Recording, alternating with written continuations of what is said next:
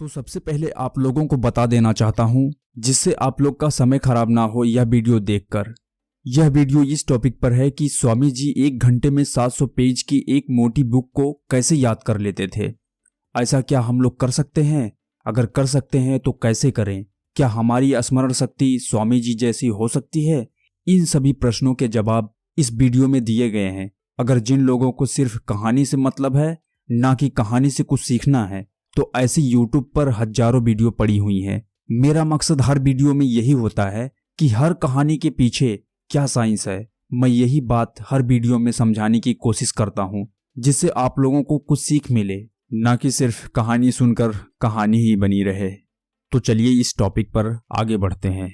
जब हम लोग स्वामी विवेकानंद जी के बारे में कोई वीडियो देखते हैं या फिर कहीं से पढ़ते हैं, तो उस वीडियो में यह बात जरूर बताई जाती है कि स्वामी विवेकानंद जी 700 पेज की एक मोटी बुक 1 घंटे में याद कर जाते थे।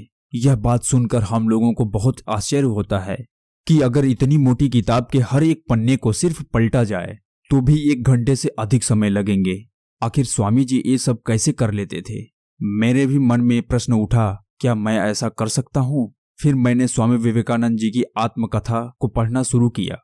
फिर मैंने उसमें देखा कि स्वामी विवेकानंद जी साफ साफ कहते हैं कि ऐसी स्मरण शक्ति कोई भी किसी भी उम्र में बना सकता है, और ऐसी स्मरण शक्ति बनाने के लिए आपको कहीं पर ट्यूशन करने की आवश्यकता नहीं है।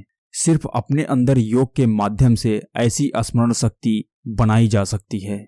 मैंने ऐसे बहुत से लोगों को देखा है कि जब योग करने की बात आती है तो उनका स्टैंडर्ड उनके सामने आ जाता है। उनको शर्म लगने लगती है कि लोग क्या कहेंगे।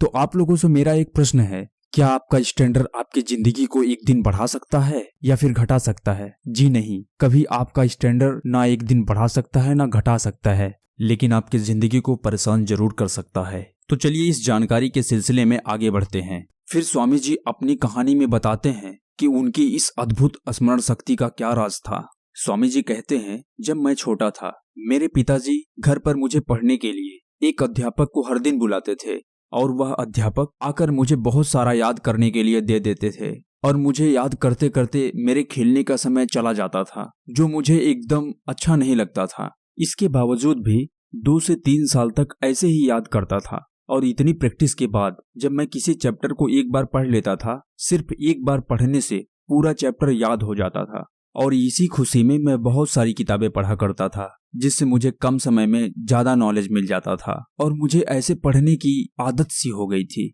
और फिर कुछ ही दिनों के बाद मेरी समझने की शक्ति इतनी तीव्र हो गई कि किसी भी चैप्टर के स्टार्टिंग का पहला पैराग्राफ और लास्ट के पैराग्राफ को पढ़कर मैं पूरे चैप्टर के भावार्थ को समझ जाता था, और मुझे इतनी प्रसन्नता होती थी। पर इसे समझने वाला कोई न था, लेकिन मैंने निरंतर प्रैक्टिस जारी रखी, और फिर कुछ ही दिनों के बाद मेरे समझने की शक्ति इतनी अधिक बढ़ गई कि मैं किसी भी चैप्टर के टाइटल को पढ़कर पूरे चैप्टर के मतलब को समझ जाता था।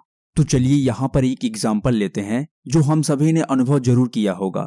कभी कभी हम लोगों के साथ ऐसा होता है कि हम लोग कोई मूवी देख रहे होते हैं, और थोड़ी सी ही मूवी देखने के बाद हम लोग को पूरी मूवी समझ में आ जाती है कि इस पूरी मूवी की कहानी क्या है, और हम लोग बड़ी उत्सुकता से अपने आसपास के बैठे लोगों को बताना शुरू कर देते हैं कि इस सीन के बाद क्या होगा, इसके बाद क्या होगा, उसके बाद क्या होगा, और हर वो बात सही होती है। यदि आपके साथ ऐसा हो रहा है तो समझिए आपकी स्मरण शक्ति तीव्र हो सकती है अगर आप प्रैक्टिस करने लगे और योग करने लगे।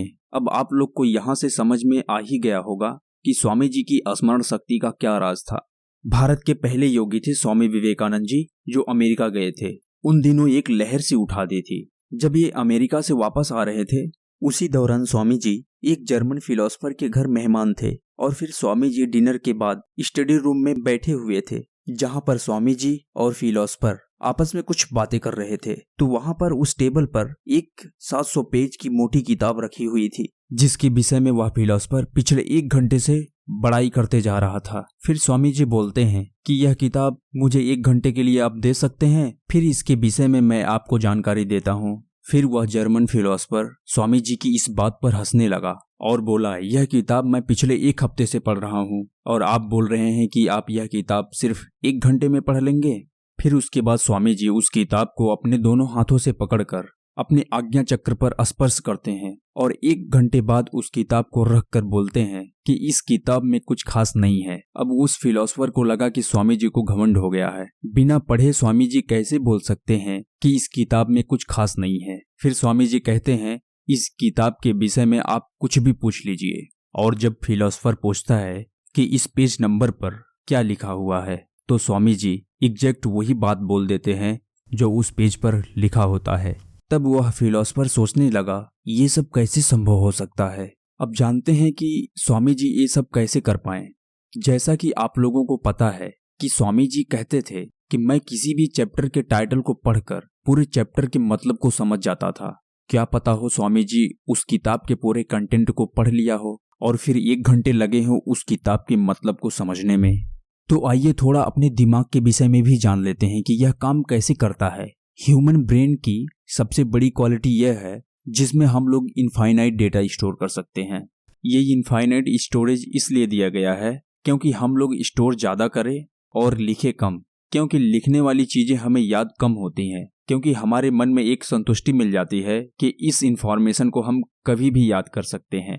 ऐसे ही इंफॉर्मेशन को नोट करते करते हमारे दिमाग की याददाश्त कम हो जाती है। इसीलिए पहले के गुरुकुल में बिना कॉपी और पेन की पढ़ाई होती थी। सिर्फ विद्यार्थी सुनकर याद करते थे, जिससे ध्यान, सुनने की क्षमता और स्मरण शक्ति बहुत तीव्र हो जाती थी। आज का एजुकेशन सिस्टम बच्चों के ऊपर सिर्फ बोझ बढ़ाता है, दिमाग नहीं।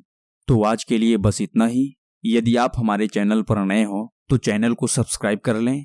उसके बगल में बेल आइकन है, उसको भी प्रेस कर दें, जिससे हमारे आने वाली वीडियो का नोटिफिकेशन आपको मिलते रहे। तो चलिए मिलते हैं किसी नेक्स्ट वीडियो में। तब तक के लिए जय हिंद, जय भारत।